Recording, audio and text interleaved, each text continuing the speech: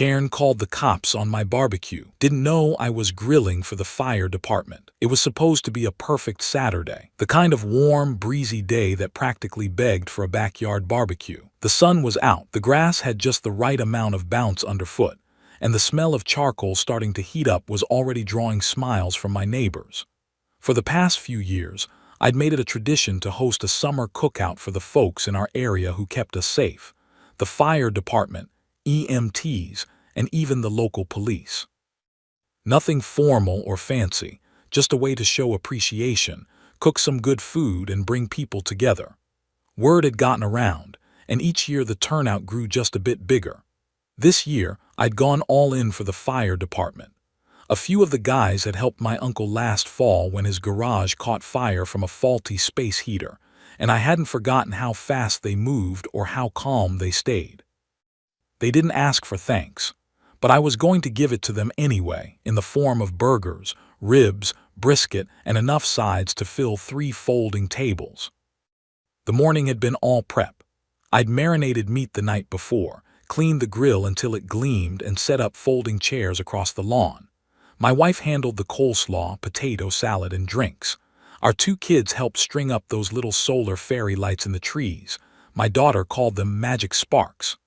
Around noon, the first of our neighbors started to arrive, drawn by the smell of sizzling meat and the easy buzz of music floating through the backyard. I kept the playlist low, something mellow and upbeat. It was nothing outrageous, just enough to keep the atmosphere fun. My friend Malik brought over his cornhole set, and before long, a little tournament had started up between the neighborhood dads, complete with trash talk and playful jeering. Everything was going smoothly. That is, until she appeared. Now every neighborhood has a Karen. Ours wasn't an exception. Her name actually was Karen, and in every possible way she lived up to it. Mid-50s, bob haircut that could slice glass, always in a beige cardigan even when the weather begged for shorts and flip-flops. She lived 3 houses down in the tan McMansion with the obsessively manicured hedges and the no soliciting sign bigger than most people's welcome mats. Karen had a reputation.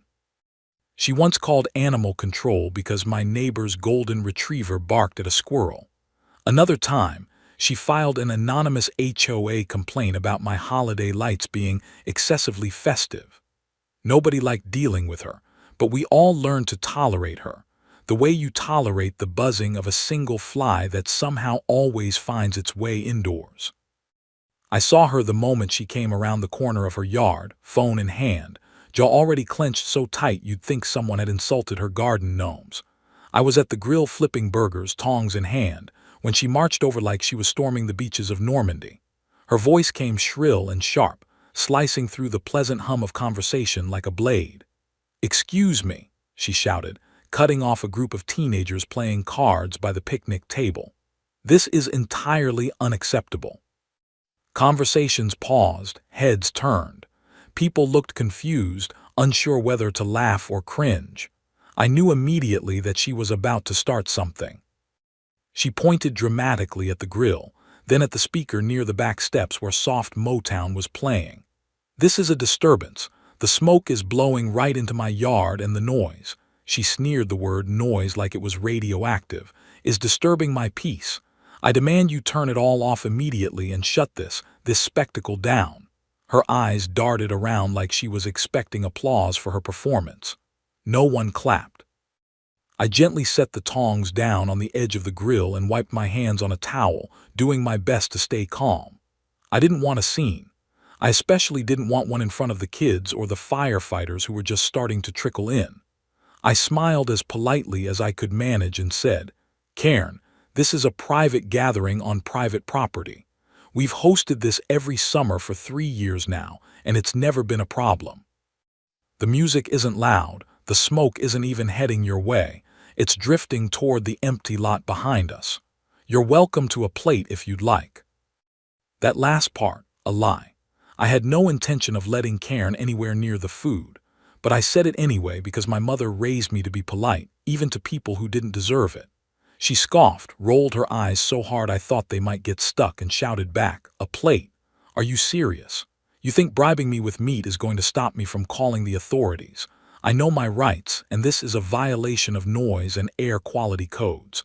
I've read the HOA bylaws front to back."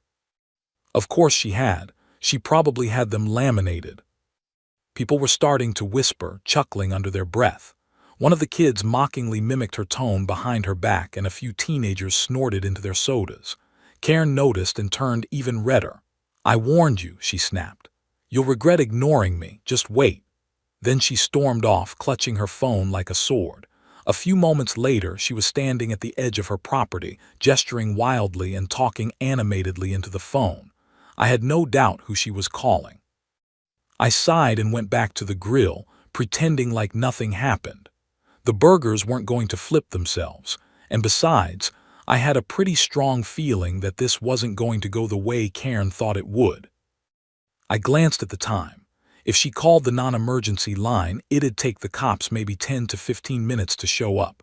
I wasn't worried, not even a little. What Karen didn't know, what she never bothered to learn about the people around her, was that I had more than just neighbors and friends over today. The local fire department had RSVP'd earlier in the week. Half the squad was already on the way. And the best part, 2 of the responding officers from our district. They were regular guests too. I'd grilled for them before. They loved my ribs. Karen had just called the cops on a barbecue for the people who ran into burning buildings for a living. And those same cops, they weren't coming to break up the party. They were coming hungry. 15 minutes later, just as I was plating the last batch of smoked sausage links, I heard the unmistakable sound of tires crunching over gravel and the low rumble of police engines pulling up along the curb. Karen, standing like a statue at the edge of her property with her arms folded tight across her chest, immediately turned toward the noise with the triumphant posture of someone who thought justice was finally being served. You could practically hear the imaginary "gotcha" floating above her head in comic book letters. I didn't say anything as I watched 2 black and white cruisers roll up and park just past the mailbox. Out of the corner of my eye, I saw a couple of the kids pause their cornhole game and the adults go quiet. The soft hum of conversation died out almost instantly, as though the entire backyard had collectively held its breath. Karen, wasting no time, marched over to the officers before they even had a chance to close their doors. She launched into a breathless, dramatic monologue about air pollution, hearing damage, and reckless disregard for community values. "They've taken over the entire block," she whined, gesturing dramatically toward the grill and tables. "The smoke is billowing into my home. I can't hear myself think, and they've got who knows who trespassing all over. I told them to shut it down, but they ignored me. This is a flagrant violation of the noise ordinance and probably several health codes. You have to do something." She crossed her arms and tilted her head, giving them her best "I pay your salary" look. I calmly continued tending the grill, flipping a few chicken thighs while keeping an eye on the scene. The 2 officers, Officer Ramirez and Officer Daniels, both of whom I'd known for a couple years now, exchanged glances as Karen went on. I could tell they were trying their best to stay neutral, but it was hard not to notice the way Daniels' mouth kept twitching, like he was trying not to smile. Ramirez, ever the professional, nodded along while Karen vented, occasionally saying things like "I understand" or "We'll take a look." Finally, after what felt like a full 3-act play from Karen, they politely excused themselves and walked past her toward the backyard. The shift in their body language was immediate. Ramirez grinned as he stepped into the yard and took a deep breath. "Man, that smells incredible," he said, looking over at the grill. Daniels followed close behind, flashing a grin at the group of guests who had started murmuring and chuckling as they watched the unfolding scene. "Is that brisket? Tell me that's brisket," Daniels said, already walking toward the folding table where the food was being laid out. Karen stood rooted in place, her jaw actually dropping a little as the officers strolled into the party like old friends. "Gentlemen," I said with a warm smile, flipping one of the burgers and nodding toward the table. "Glad you could make it. Hope you're hungry." Ramirez laughed and clapped me on the shoulder. "You know we don't miss a good cookout. My partner been talking about this brisket all week." Daniels held up a paper plate like a trophy. I skipped lunch for this. Karen didn't mention it was your barbecue when she called it in. He said that last part just loud enough for Karen to hear, and a few people in the crowd chuckled. Karen finally stomped forward, clearly not willing to accept defeat so easily. "Excuse me," she snapped, glaring at the officers. "You're just going to let this continue, after I explained everything?" Daniels looked at her, still chewing a bite of ribs, and shrugged. "Well, ma'am, I don't see any ordinance violations.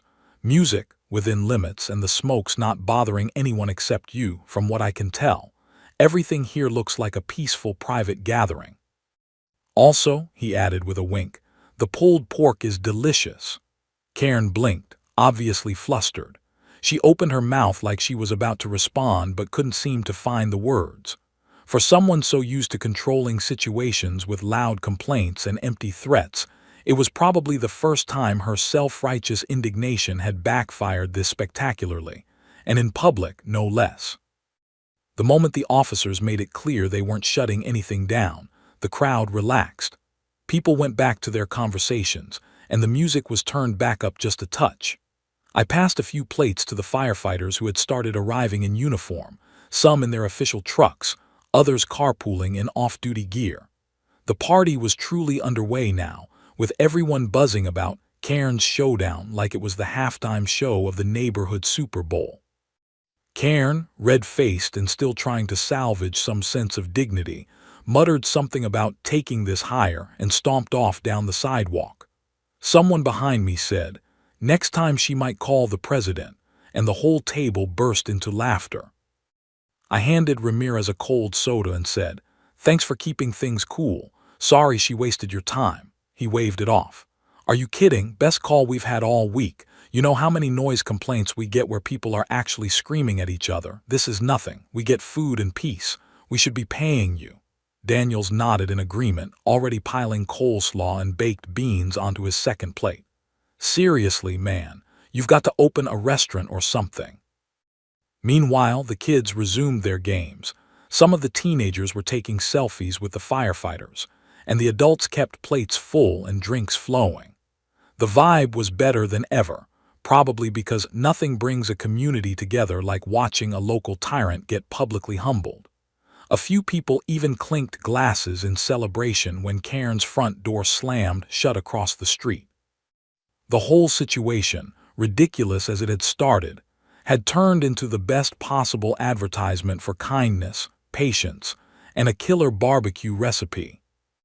And me, I just kept grilling, because the brisket wasn't going to serve itself and Karen wasn't going to ruin my day, not when there were people who risked their lives for us every day enjoying themselves in my backyard, not when the smell of smoked meat and the sound of laughter filled the air, not when, for once, the good guys actually got to win one right there in the open, with sauce-stained plates and sunlit smiles to prove it. With Karen's door slammed shut and the raucous laughter from the backyard still echoing across the block, the mood of the barbecue shifted into something that could only be described as triumphant. It wasn't just that the food was delicious or that the turnout had been solid. It was the fact that, in front of dozens of people, Karen's reign of quiet tyranny had been completely dismantled. For years, she had used her passive-aggressive notes, HOA complaints, and endless phone calls to make everyone's lives just a little more difficult. People tiptoed past her house, avoided engaging her at block parties, and groaned every time they saw her peek through those overly starched curtains. But today, surrounded by firefighters cracking jokes over ribs and police officers happily sipping sodas, she had finally met a wall she couldn't push against. And that wall came with tongs and a grill full of brisket. It wasn't long before the party doubled in size. Word had clearly spread fast through the neighborhood grapevine, probably thanks to a few well-placed social media posts, and now folks who hadn't RSVP'd were showing up with folding chairs and smiles, casually asking if there was still room at the table. And how could I say no? It was never about exclusivity. It was about community. That was the whole reason I did this every year, to bring people together. Whether you lived next door or 5 blocks over, if you showed up with a friendly attitude and a willingness to eat, you were welcome. So I tossed on more burgers, rotated the skewers, and made sure the drink's cooler stayed packed with fresh ice. Around 3 in the afternoon, the fire truck rolled up, lights off but sirens briefly flashing as a little joke. The kids went wild, swarming the driveway to greet the squad as they hopped off the truck in full uniform, helmets under their arms. Captain Hughes, a broad-shouldered guy with a booming laugh and a soft spot for my cornbread, gave me a bear hug that nearly knocked the wind out of me. "Heard we missed quite the performance," he chuckled, already eyeing the smoked ribs. "You saved us a few, right? Or do we need to shake someone down?" I laughed and handed him a plate piled high with brisket, sausage, and a generous scoop of mac and cheese. "Don't worry, Cap, we got you covered." As more firefighters arrived, so did more laughter and even a few impromptu fire safety demos for the kids. It was the kind of wholesome chaos that made suburban life feel like a sitcom in the best way. Kids darting between adults with sticky fingers and juice boxes, parents mingling and comparing recipes, all while a few folks danced barefoot in the grass to the music that now played just a notch louder than before. I noticed one of the teenage girls teaching a toddler how to hula hoop while her dad, a lanky guy in a grill sergeant apron, stood next to me flipping hot dogs on a backup grill he'd brought from home. That's the thing about joy. It's contagious. And today, it had spread like wildfire. But it wasn't just the neighborhood watching. At one point, I saw a couple of guys I didn't recognize filming near the sidewalk, phones out, catching the fire truck, the grill, and the police officers high-fiving guests between bites. I figured someone was live streaming or maybe creating a short reel for one of those viral neighborhood Instagram pages. I didn't mind. Let the world see what happens when people come together instead of pulling each other apart. Let them see what it looks like when entitlement loses to empathy, when loud complaints are silenced not with anger but with laughter, and the clink of soda cans under a sun-drenched sky. Then, just when I thought the afternoon couldn't get any better, something truly poetic happened. One of the officers, Daniels, I think, walked up to the speaker system near the back porch and tapped the microphone attached to it. "Hey everyone," he said, clearing his throat while people slowly turned their attention toward him. "I just want to say on behalf of the department, thank you. Not just for the food, which is honestly unfairly good, but for reminding us that community still matters. We get a lot of tough calls, but it's days like this that keep us grounded. So yeah, here, to the real MVP, our grillmaster." And with that, he raised his can in my direction while the crowd broke into applause. I was caught off guard. I'm not used to attention like that. I gave a little wave, feeling a bit embarrassed but also deeply touched. For a second I scanned the yard, dozens of people laughing, talking, eating. Firefighters leaning back in plastic chairs, plates balanced on their knees. Officers mingling with neighborhood kids. Music in the air. And just beyond the fence, barely visible through the slats, the faint twitch of a curtain moving aside before quickly falling shut again. Karen was still watching. Part of me felt a pang of pity. As annoying and rude as she could be, there was something almost sad about how desperately she wanted control, even at the cost of her own happiness. Everyone was welcome here, even her, if she could just drop the bitterness and step into the sunlight like the rest of us. But I knew she wouldn't. Not today, and probably not tomorrow either. That's the thing about people like Karen. They build their own prisons and decorate them with complaint letters and noise ordinances. All I could do was keep the gate open and the grill hot. As the sun started to dip lower in the sky and the fairy lights blinked on, casting a soft glow over the yard, someone started passing out sparklers to the kids.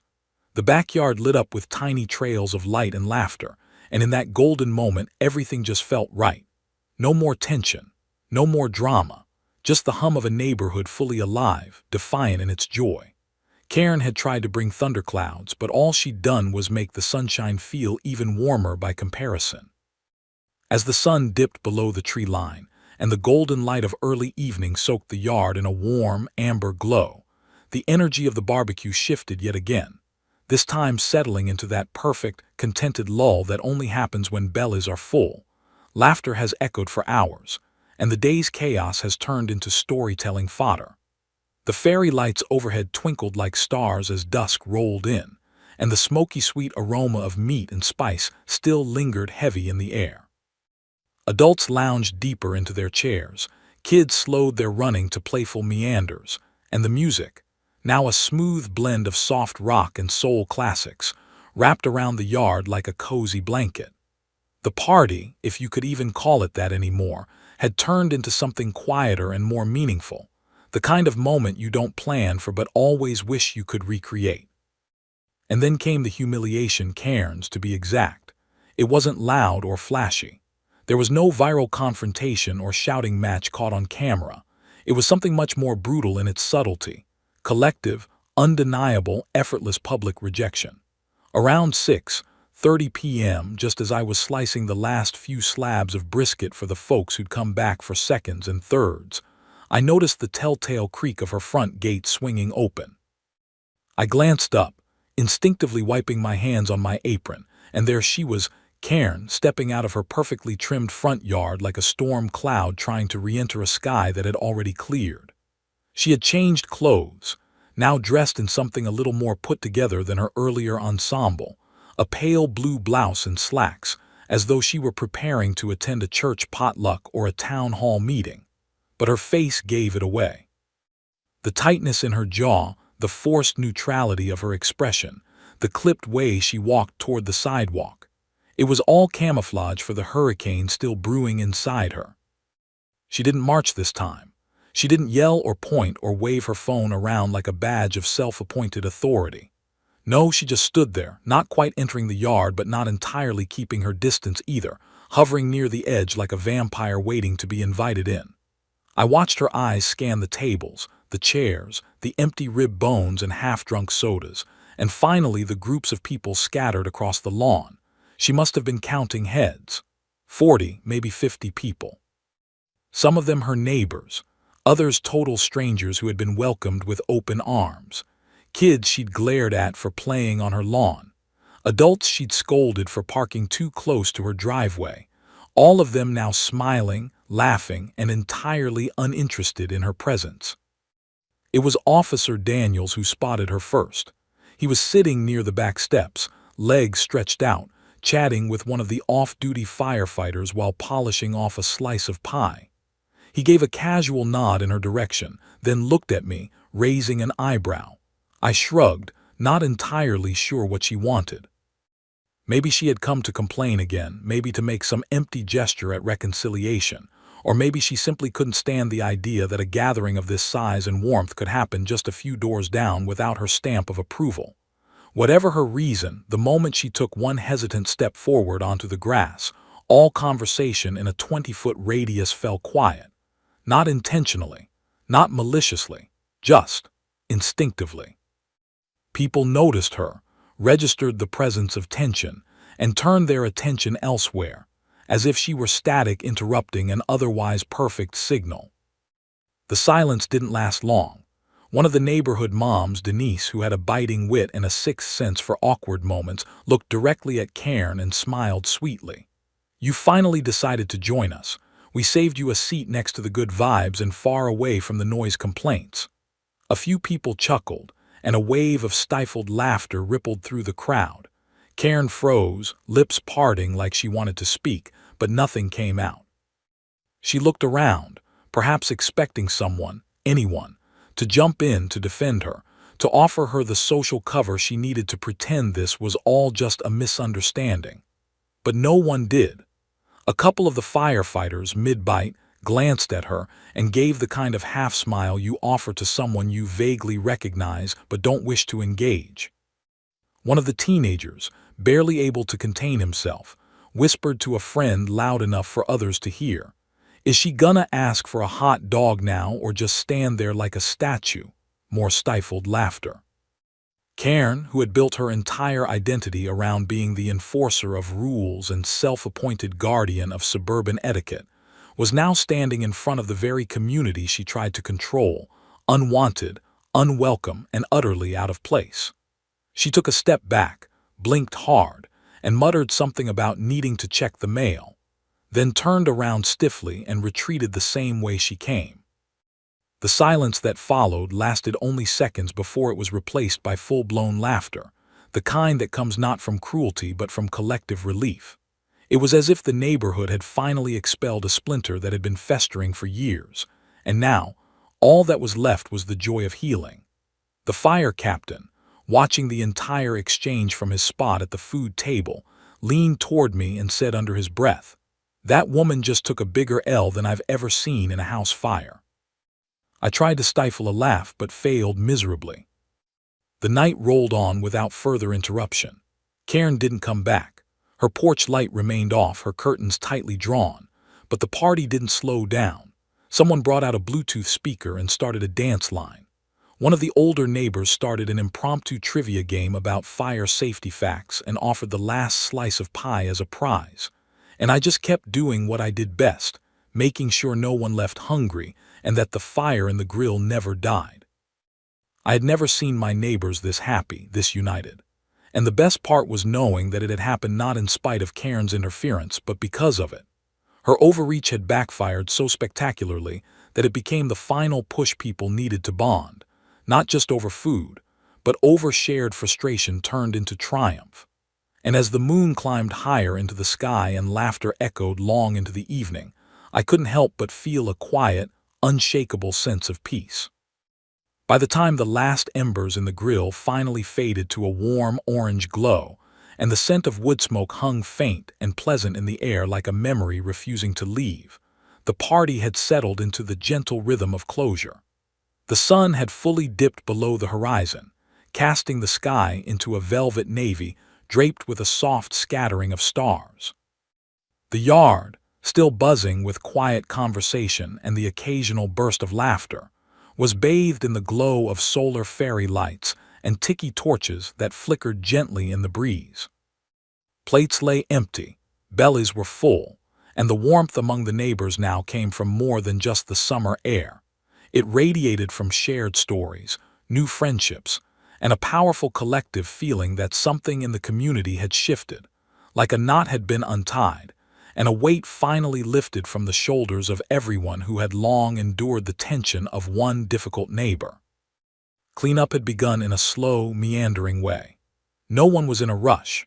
The sort of people who showed up at the end of a barbecue just to grab a plate had long gone home, and what remained were the real ones, the neighbors who stayed to stack chairs, gather up stray plastic cups, and ask if you needed help loading coolers back into the garage. Officer Daniels helped me break down one of the folding tables, balancing a half-eaten brownie on the edge of his plate with impressive skill. Captain Hughes stood nearby chatting with my wife, both of them laughing about how our youngest had tried to convince a firefighter to let her try on the helmet, only to stumble under the weight and dramatically declare she was not ready for duty. Kids, now sticky with marshmallow residue and worn out from endless games, were wrapped in beach towels and blankets, their parents carrying them like sleepy bundles back home one by one. As I rolled up the extension cord for the speaker system, I took a moment to just breathe. The kind of breath you take when it's all winding down, when everything that needed to happen has happened, and you're left only with a quiet sense of gratitude. This cookout had started like any other, but the chaos Karen injected, her signature cocktail of entitlement and dramatic overreaction, had ironically turned it into something bigger than I ever expected. She had tried to ruin the day and instead ended up giving the community a shared moment they'd talk about for years. You can't plan a victory like that. It just unfolds, like smoke curling up from a perfectly charred rack of ribs, twisting into something unpredictable and satisfying. The final sign that the universe was in on the joke came about an hour after Karen's retreat. One of the neighborhood teens, a tech-savvy kid named Jordan who never went anywhere without his camera and a knack for viral content, approached me with a wide grin. "Hey, Mr. Thomas," he said, holding out his phone. "You're kinda blowing up." I frowned, wiping my hands on a towel before taking a look. On the screen was a short, 30-second clip he'd posted to TikTok earlier that evening. It showed Karen yelling at the officers, demanding they shut the party down, only for the scene to cut to Officer Daniels grabbing a plate of ribs and saying, "Yeah, this is the kind of disturbance we like." The caption, "Karen called the cops on a barbecue, didn't know it was for the fire department." The view count was climbing in real time, tens of thousands, then over 100,000. I chuckled and handed the phone back. "Well," I said, "I guess that's one way to get famous." Jordan laughed. "You're a meme now, Mr. T. This whole thing might be on the front page of Reddit by morning." I didn't care about the internet fame, but I had to admit, it was poetic justice. Karen had thrived for years on the belief that she could control the narrative, that her complaints and passive-aggressive superiority gave her power. But the internet doesn't play by the same rules. It recognizes authenticity, it loves a satisfying downfall, and more than anything, it adores when someone tries to assert petty authority only to be humiliated by their own ignorance. And this was internet gold. Later, after the last guest had hugged their goodbyes and the yard had been returned to its quiet state of gentle messiness, I sat on the back porch with a cold drink in hand, my wife beside me, both of us watching the quiet houses across the street. The window blinds in Karen's home were still drawn, the porch light still dark. We hadn't seen her since her awkward reappearance hours earlier, and something told me we wouldn't be hearing from her for a while. Maybe it had finally sunk in, that people were tired of her games, that her influence had eroded like the paint peeling off her smug exterior. Maybe she was inside, stewing in her own bitterness, wondering how it had all spiraled out of control. Or maybe, just maybe, she was finally learning the one lesson she'd avoided her entire life. That respect isn't demanded, it's earned, and the loudest person in the room isn't always the one who gets listened to. My wife leaned her head on my shoulder and sighed, that tired but happy kind of sigh that only comes after a long, fulfilling day. "You think she'll ever come around?" she asked softly. I thought about it for a moment. "Maybe," I said. "But even if she doesn't, today wasn't about her. It was about everyone else realizing they don't need her permission to enjoy their lives, that they don't have to apologize for having fun, for being together, for laughing a little too loud or playing music a little too long." She nodded, and we sat in silence for a while, the chirp of summer crickets rising around us. The next morning, as expected, the video had gone viral. People from all over were commenting on how satisfying it was to see entitled behavior shut down with kindness and ribs. Memes popped up. Someone even dubbed dramatic music over Karen's rant, turning it into a full-blown comedy skit. But the best part, it wasn't about shamming her. It was about celebrating what happens when people come together. That was the real story, not her anger but our unity. And in the end, that's what stuck.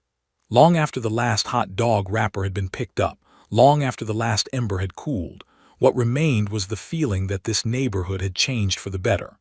We had laughed together, stood our ground together, and proved that one bad apple can't spoil the whole block, not when the rest of us are grilling for heroes and sharing plates with friends.